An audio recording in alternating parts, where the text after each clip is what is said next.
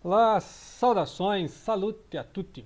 Sejam bem-vindas, sejam bem-vindos. Sou Leonardo Magalhães, crítico literário, escritor, bacharel em letras, servidor público. E este canal é para falar de religiões, religiosidade, fé, espiritualidade, história das religiões, sociologia das religiões. E hoje eu tenho uma imensa, extensa lista de livros que eu tenho aqui para ler. Mas vou ter que parar tudo porque um grande, mais alto feito se levanta, que é a questão aí da resultado, né, do censo do IBGE, muito atrasado, né, muito atrasado, que começou lá em 22, né, então é chamado censo IBGE de 22, e saiu aí, inclusive, para o dado de religião. E aí, como é um canal que fala de religião, eu acompanho vários canais de YouTube que falam de religiões, vários sites que falam de religião. Então é um assunto assim para comentar, tá? Porque eu tenho acompanhado, né, assim, nas minhas andanças, nas minhas pesquisas também. Existe todo um grupo, né, de pesquisas sobre a sociologia da religião, né? Desde o Max Weber, né? O Marx também, o Karl Marx também escreveu sobre isso, vários pensadores. Essa questão da sociologia, o Durkheim, né? O Durkheim também, Emile Durkheim, que é um francês, também um dos pais da sociologia. Então tem toda essa disciplina da sociologia das religiões, a Karen Armstrong, né? Inclusive nós estamos aqui na leitura, nós estamos na metade do livro, né? Campos de Sangue, da Karen Armstrong. No canal aqui tem várias citações de livro dela, que é a História de Deus, o Nome de Deus, etc. Então esse é mais um dos livros, né? Também tem a biografia do profeta Mohammed também, né? Está aqui no canal, procurei. Então, assim, muita coisa da Karen Armstrong que ela faz justamente essa sociologia, essa história, levantamento da doutrina e as questões, ou seja, questão de fé, questão de crença e o contexto histórico, né? Então, para ler esse livro aqui, nós estamos lendo outros livros, né? Inclusive sobre o antissemitismo, etc. E aí vai falar das cruzadas. Então, já fui buscar aqui, ó, mais livros que eu já li uma vez, vou ler de novo, que é esse aqui, Oriente das Cruzadas, contando as narrativas da cruzada, inclusive pelo olhar dos orientais, dos islâmicos, né? Ou seja, quem sofreu com as cruzadas, né? Que foram aquelas invasões ali à Terra Santa na época da Idade Média. Então já falamos aí. Inclusive tem um romance que eu estou lendo aqui, que meio Dan Brown, meio Umberto Eco, né? Umberto Eco tem o Baldolino, tá ali aqui no canal, que fala da Idade Média e tal. Isso aqui é mais no estilo Dan Brown. Então, assim, não é uma literatura ao nível do Umberto Eco, mas é interessante, vai falar muito dos Templários, que está lá no Pêndulo de Foucault, que é um outro romance do Humberto Eco, vai falar das epopeias dos cruzados, né, dos cavaleiros templários, né, que era uma ordem assim meio monge, meio militar, né, então é interessante, ficaram muito rico e depois foram eliminados na época do Filipe o Belo, né, no século XIV, né, então é interessante isso aí. Então, né, esse das cruzadas. Também a participação dos judeus aqui na Biblioteca de Alexandria, né, eu já falei desse livro outras vezes, interessante aqui contando a filosofia na época de Alexandria, porque eu estou lendo aqui, além do antissemitismo, porque, né, a história geral do antissemitismo, para ler esse livro aqui da Karen Armstrong, eu leio vários livros ao mesmo tempo aí comparando, né? Então eu vou pegando alguns assuntos, a questão das cruzadas, a questão antissemitismo, tanto na Karen Armstrong quanto aqui nessa a história geral do antissemitismo, que vai pegar aqueles momentos de crise. Se você não quer só o momento de crise do judaísmo, então você tem a história geral do povo judeu, né? Aí a história no sentido mais amplo, né? Mais amplo no sentido que você tem não só os momentos de crise, mas a participação dos judeus na civilização oriental e ocidental, né? Então tem os grupos judeus, né? Os sefarditas, os askenazitas, né? Então os vários grupos aí, o racidismo, o surgimento do racidismo. Tem alguns vídeos que eu estou falando sobre filosofia judaica, né? Então vou falar aí do Maimonides, né? Até do Shantov, né? O Baal Shantov, que é o racidismo. Então é interessantíssimo, né?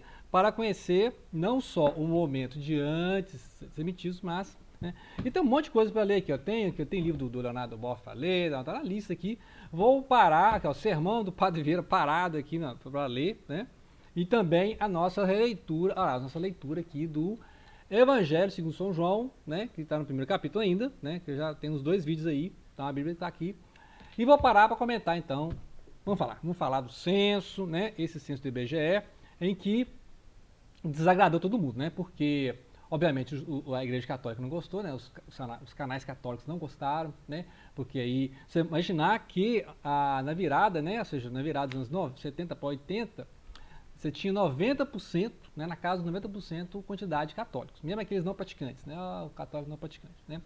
E depois dos anos 80, a coisa Nos anos 80 é que a coisa mudou de figura, né? Então aí tem essa variação. Então se você for pegar os gráficos, né, dos anos 80 para 90, caiu de 88 para 82, né? Então e a gente viu isso, né? Assim, eu vejo na minha família que lá nos anos 80 era todo mundo católico, né? Assim, todo mundo católico.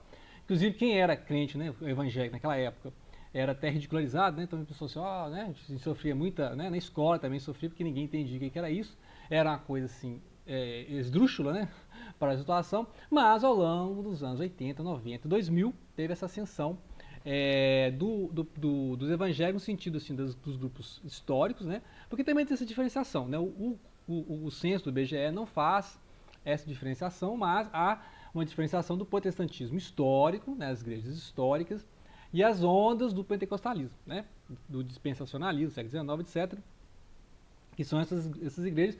E ao longo dos anos 80, né, então foi aí que parte da minha família se tornou evangélica, né, no sentido, né, uns pentecostais, na maioria, e outros históricos, né? Então tem esse hibridismo aí. E hoje tem, por exemplo, batista pentecostal. Então, tem adventista pentecostal. Então, pentecostal até virou uma forma de ser, né? Não exatamente doutrinário, porque, ou seja, tem igrejas que mantêm a teologia batista, mas a forma de culto, o estilo da igreja é mais a pentecostal, até da quarta onda, né, que é a chamada parede escura, né, que é essas igrejas que parecem shopping center, né, tem estacionamento VIP, né, tal, tem tem telão de LED, né, então tem show de música dentro da igreja, tem luz, né, jogo de luz, parece um show, parece uma boate e tal. Então, polêmica. Muito bem. E aí, então, 2010, estava lá católico 64%, né? Evangélicos 22%, né? A evangélica aqui está dentro protestante e também está a linha pentecostal também, né? Então tudo junto aí. Sem religião, aí tinha um grupo sem religião que não significa exatamente ateu, porque já lembro de pesquisa em que eu falei sem religião, mas né, não exatamente ateu, apesar que em alguns momentos eu fui ateu, mas não significa, né? Então conheço pessoas que não têm religião, mas não são ateus. Né? Então dá uma diferenciação que você fala, sem religião é tudo ateu. Não, porque estão pessoas que estão mudando de religião, protestante virou católico virou protestante, etc. Né? Virou budista, virou outra coisa. Né? E aí no de 22, que é esse que nós estamos comentando, né, que saiu semana passada, os católicos estão em 56, para você ver, os evangélicos em 26.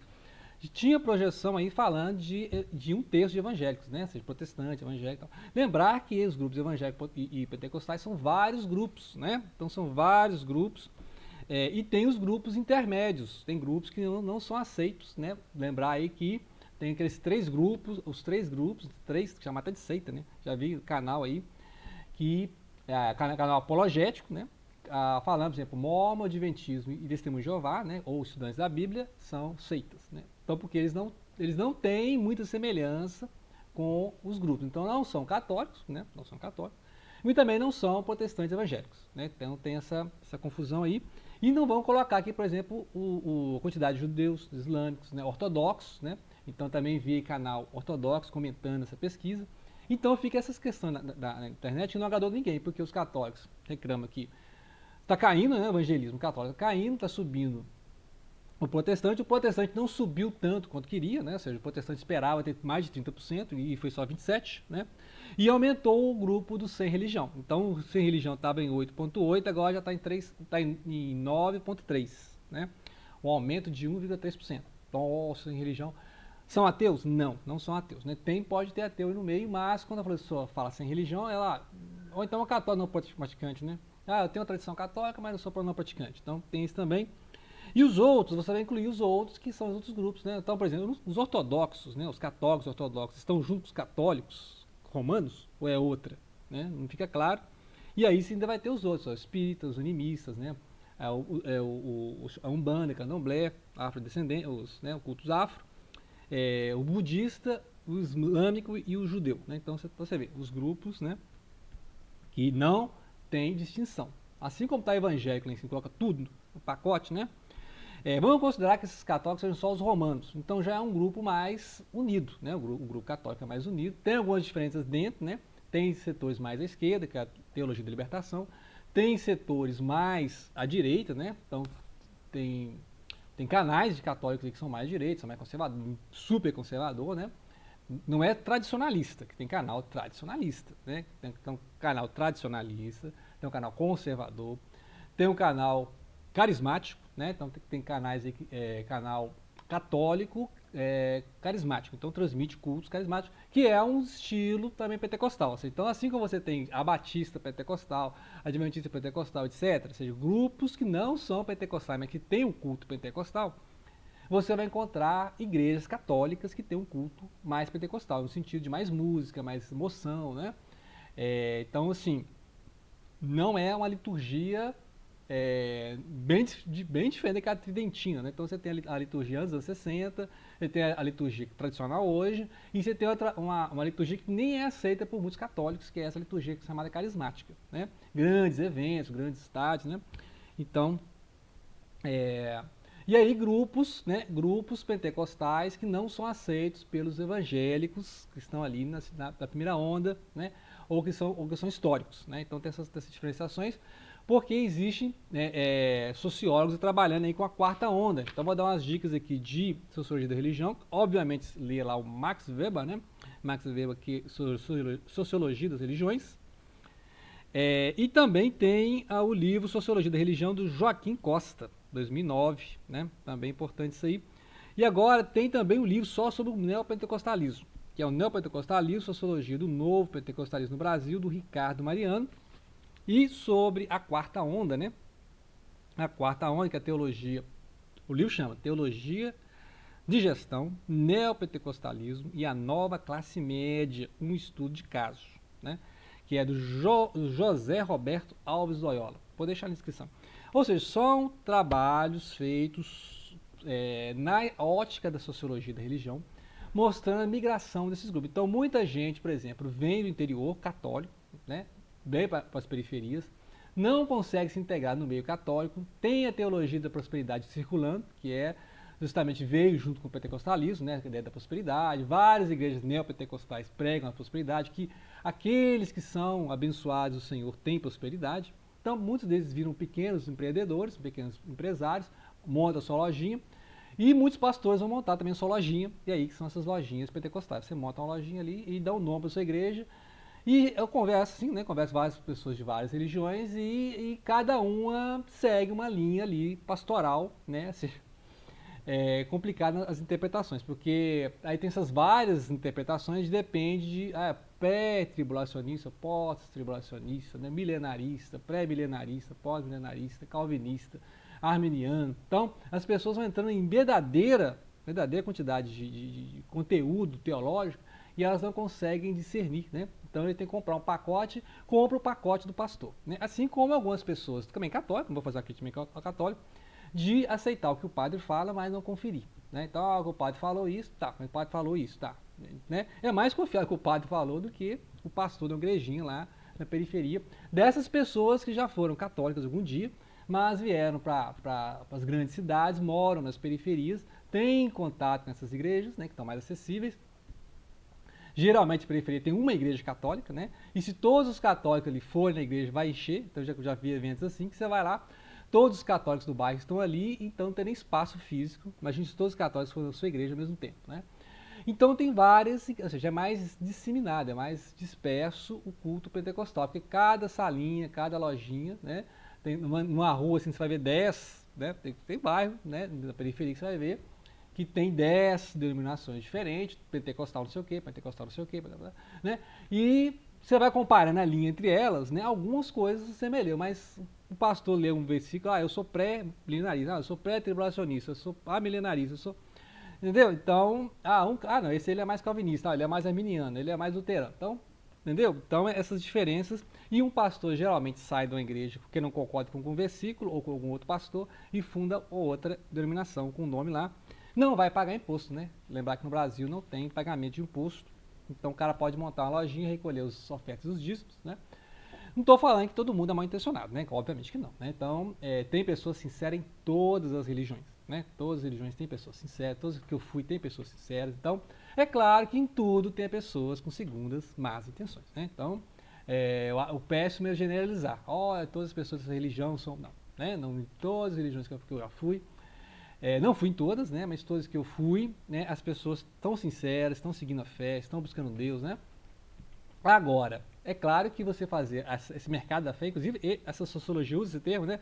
O mercado da fé, porque justamente essas igrejas estão disputando essa freguesia. Então, para aquelas pessoas que são mais pobres, na periferia, tem aquelas portinhas de igreja lá, né? Portinhas, as cadeiras de plástico e tal, coisa, né? Mas se você tiver um público de classe média, um bairro de classe média, você vai fazer um grande templo, com um negócio que eu falei, com painel de neon, templos maravilhosos, assim, com estacionamento, com, né, área VIP, porque é um público que não é católica jovem, né? Lembrando que se você vê esse IBGE, os católicos são a parte da população mais idosa, né? Enquanto que os evangélicos, neo-evangélicos, neopentecostais, no caso, né? Seriam a parcela mais jovem, que está tendo acesso agora. E aí os cultos são mais jovens, né? Então eu conheço pessoas que vão na igreja e arruma parceira, né? Arruma namorada, vai casar na igreja. Amigos que eu conheço casaram na igreja, né? Então, ou seja, vai lá, tem um social legal, né? No seu bairro não tem teatro, no seu bairro não tem cinema, na igreja tem um social, tem um show, né? Tem um rock gospel, né? Tem um funk gospel, sei lá o que seja.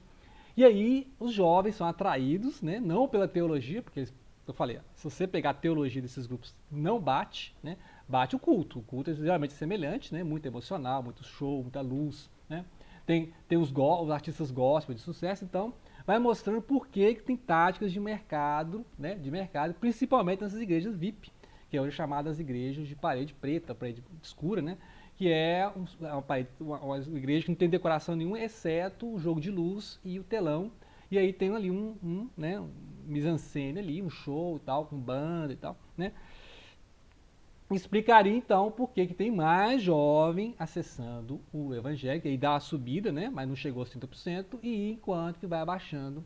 Porque as gerações dos católicos, né, pessoal, né, com a idade, tem o falecimento aí dessa população, né, a renovação, e os católicos continuam, né? São esses católicos de 60, 70 anos e tal, mantém essa média. E cadê os novos católicos? Né? Cadê os novos católicos? Então, por isso que deu esse número aí, né? Aí falou, mas vai acabar o catolicismo? Bem, agora estão dizendo que os evangélicos vão passar os católicos lá em 2049, né? 2049, quem viver verá, né? Quem viver verá. Possivelmente o Brasil será metade evangélico e metade católico, né? Não sei se vai ser isso aí, porque tem essas talvez chegue a um ponto que fica 30%, 30%, né? Será que ficaria isso aí? 35, 35, né? Não sei como é que ficaria isso aí. Mas existem projeções e aí o pessoal está preocupado com o mercado da fé, né? Em vez das pessoas pararem de ficar brigando com essas questões, imaginando, né? Imaginando essas pessoas que ficam criando essas igrejas fantásticas, né? Estão pensando na volta de Jesus? Será que estão pensando na volta de Jesus, né? Estão se preparando para a volta de Jesus, né? Todos estão preocupados, né? Em comprar o telão, o melhor telão que tiver no mercado, né? Então eu fico pensando nisso aí e fica os cristãos discutindo, né? Um atacando o outro e as questões de justiça social continuam aí, né? As pessoas acham que o cristianismo resume a ir numa missa ou ir num culto, cantar e rezar, mas continua, né? Continua o problema da injustiça social, né? Que as pessoas continuam morando na rua, um monte de pobres, mendigos, em BH, por exemplo. Então, em BH, quantidade de mendigos. E as pessoas construindo templos faraônicos, né? Verdadeiras assim, prédios, né? Você vai nas igrejas, você vê para produção, custo que é aquilo ali, né? Enquanto você vai andar um quarteirão, você vê as pessoas jogadas na rua ali, né? Debaixo de um papelão. Né? Então é aí que eu acho que o papelão do cristianismo é uma das coisas que eu sempre critiquei no cristianismo, isso aí, né? Total preocupação com devoção, né? com mídia, mise-en-scène, mas pouca caridade, né? Pouca ação social e normatiza a desigualdade, a injustiça, né? Como se Deus quisesse isso. Deus quer a injustiça, Deus quer a desigualdade. Né? Essa é a crítica que eu sempre fiz ao cristianismo. Okay? Então, grato pela atenção. Depois eu vou ler aqui esse monte de livro que eu falei no início. Né? Então, volte no início para você ver um monte de livro para as próximas semanas aqui no Deus Um Só. Grato pela atenção. Não deixem de compartilhar.